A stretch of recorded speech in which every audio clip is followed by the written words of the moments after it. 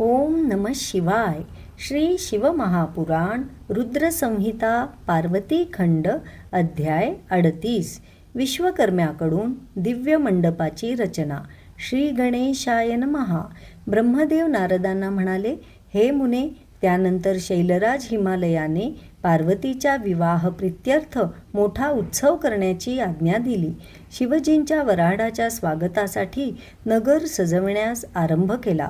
प्रत्येक ठिकाणी स्वच्छतेवर विशेष भर देण्यात आला होता. सर्व रस्ते झाडून त्यावर पाणी शिंपडण्यात आले. चौकात मोठ्या रांगोळ्या घालण्यात आल्या. प्रत्येक घराच्या दरवाजावर केळीचे खांब लावण्यात आले. त्यांना मंगल द्रव्यांनी सुशोभित करण्यात आले. ठिकठिकाणी आंब्याच्या पानांची व मालतीच्या फुलांची तोरणे लावण्यात आली. सर्व परिसर सुगंधित राहील अशी व्यवस्था करण्यात आली. त्यामुळे ते नगर दिव्य आणि अलौकिक दिसू लागले. अशा प्रकारे हिमाद्रीने आपले पुरोहित गर्ग मुनी यांच्या सल्ल्याने सर्व सिद्धता केली. त्यानंतर त्याने विश्वकर्म्याला बोलावून घेतले. त्याचा उत्तम आदर सत्कार केला. त्याला एक विस्तीर्ण मंडप आणि मनोहर वेदी तयार करण्यास सांगितले. त्याप्रमाणे त्याने आश्चर्यकारक आणि अद्भुत मंडप उभारला. त्याचा विस्तार 10,000 योजने होता. तो अनेक शुभलक्षणांनी युक्त होता. त्यात सजावटीसाठी वापरलेल्या वस्तू कृत्रिम असल्या तरी खऱ्या वस्तूंसारख्या हुबेहूब व जिवंत वाटत होत्या. त्या मंडपात इतके चमत्कृतीपूर्ण देखावे होते की त्यात जमीन कोणती आणि पाणी कोणते हे भल्यांना सांगता येत नव्हते. विश्वकर्मा हा देवांचा शिल्पी. त्याने मंडपरचना करताना आपल्या कुशलतेचा आणि निपुणतेचा विशेष परिचय दिला. त्या मंडपात पशुपक्ष्यांच्या सुंदर कलाकृती होत्या. मोठे सारस पक्षी सरोवरात पाणी पित आहेत. मोर उपवनांमध्ये नृत्य करत आहेत. असे प्रत्यक्ष देखावे उभारण्यात आले होते. जंगलातील सिंहाचे दृश्य पाहिल्यावर ते आता गर्जना करतात की काय असेच वाटत होते. नृत्य करणाऱ्या स्त्री पुरुषांच्या जोड्या पाहून ते खरोखरच नृत्य करत आहेत असा आभास निर्माण होत होता. द्वारावरचे द्वारपाल धनुष्यबाण घेऊन अशा आविर्भावात उभे होते की कोणत्याही क्षणी शरवर्षाव करतील. द्वारासमोर मध्यभागी स्थापन केलेली महालक्ष्मीची मूर्ती सर्व लक्षणांनी युक्त, प्रसन्न आणि फारच मनोहर होती. तिच्याकडे पाहिल्यावर साक्षात महालक्ष्मीच क्षीरसागरातून येऊन येथे बसली आहे असे जाणवत होते.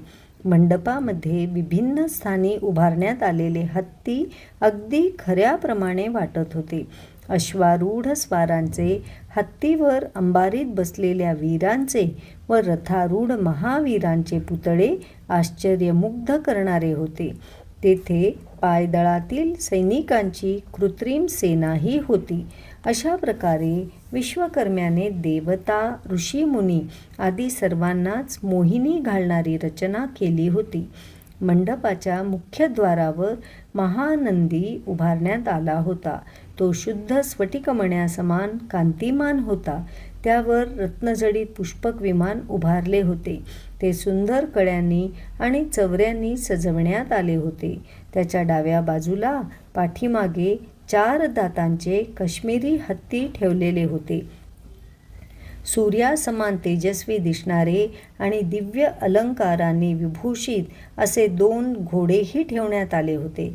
विश्वकर्म्याने लोकपाल, देव, भृगू आदी तपस्वी त्यांच्याही हुबेहूब मूर्ती तयार केल्या होत्या. मंडपामध्ये श्रीहरींची गरुडादी पार्षदांनी युक्त अशी प्रतिमाही साकारण्यात आली होती. मी पत्नीसह मानसपुत्रांमध्ये बसलेला आहे व हातामध्ये वेद घेऊन त्यातील सूक्तांचा पाठ करत आहे. इंद्र ऐरावतावर बसलेला असून त्याच्या भोवताली देवसैन्य उभे आहे असे देखावेही निर्माण केले होते. त्यानंतर हिमालयाच्या आज्ञेनुसार विश्वकर्म्याने देवांना राहण्यासाठी त्यांचे जसे लोक होते अगदी तसेच कृत्रिम लोक बनवले. तेथे त्यांना बसण्यासाठी दिव्य सिंहासनाची रचना केली. त्याने माझ्यासाठी सत्यलोकासारखे निवासस्थान तयार केले. विष्णूंसाठी वैकुंठ, इंद्रासाठी अमरावती व इतर लोकपालांसाठीही त्यांच्या त्यांच्या लोकांसारखीच निवासस्थाने निर्माण केली.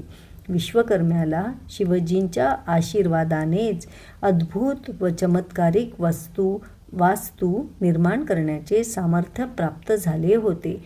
म्हणून त्याने शिवप्रभूंसाठी फारच उत्तम, उज्ज्वल व विस्मयजनक असे स्थान निर्माण केले.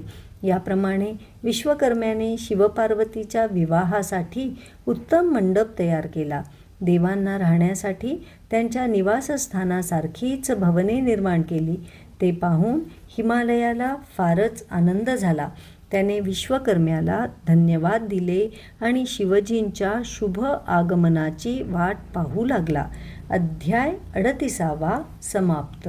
ओम नमः शिवाय.